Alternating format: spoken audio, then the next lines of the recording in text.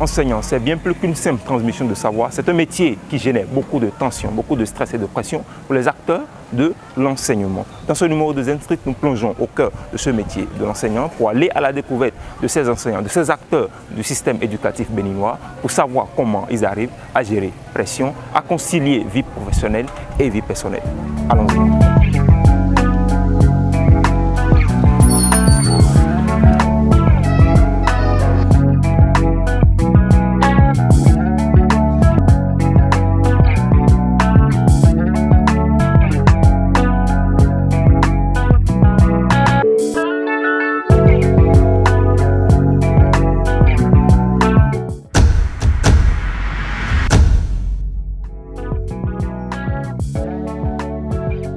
Je suis dans l'enseignement depuis 15 ans. Ça doit faire environ 16 ans. Je suis enseignant ici depuis 2012.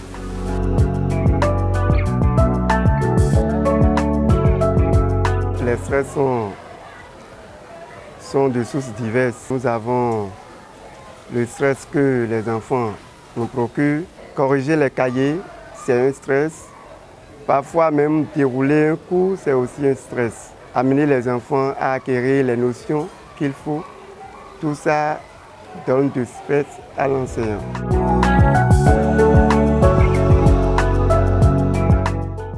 Il suffit de faire les cours et tu ne te donnes pas de repos. Et encore, tu as cours ailleurs. Là où tu vas, tu ne sauras, ça veut dire le cours que tu dois faire. Dans les heures qui suivent, tu ne pourras pas être en mesure de déployer la même énergie que tu as déployé le matin pour le faire. C'est le fait de la fatigue. Donc la fatigue est à la base des performances en réalité. Ce n'est pas du tout facile. Il y a les élèves et il y a les parents d'élèves. Et venir au cours à l'heure, passer de table en table et vérifier si les apprenants sont à jour. Vérifiez si ils ont fait leur devoir de maison. Ce n'est pas vos propres enfants, mais vous êtes obligés de les considérer comme vos enfants. Supportez les caprices de ces différents enfants que vous avez.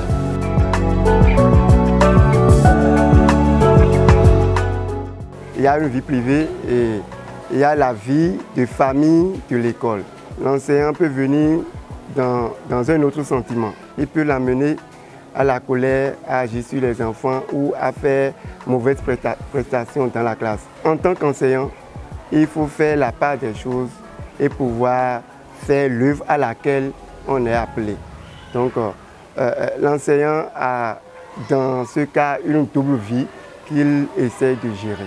Ma famille sait que je suis un enseignant et ils doivent me comprendre et d'ailleurs me comprennent que je suis un enseignant. Donc la vie des apprenants qui sont des âmes innocentes nous sont confiées. Mais ce n'est pas une raison pour sacrifier la maison, non. Non, on fait les deux ensemble.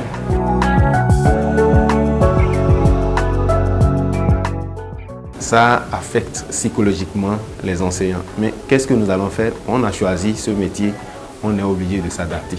À tout moment, la santé de l'enseignant est affectée et vous allez voir les enseignants, par moment, on ne le souhaite pas, qu'ils tombent en gardant bien sûr la craie en main. Donc on ne le souhaite pas, ça arrive, mais on ne peut rien. Vous travaillez à l'école du lundi jusqu'au samedi matin parfois. Et les samedis soirs, vous allez maintenant encadrer certains apprenants à la maison, du coup de répétition, même les dimanches, vous voyez, les mercredis soirs. Donc, quand est-ce que vous allez vous distraire? Quand on ne sait pas gérer, on finit mal le métier d'enseignant. Donc, ça affecte sérieusement la santé de l'enseignant.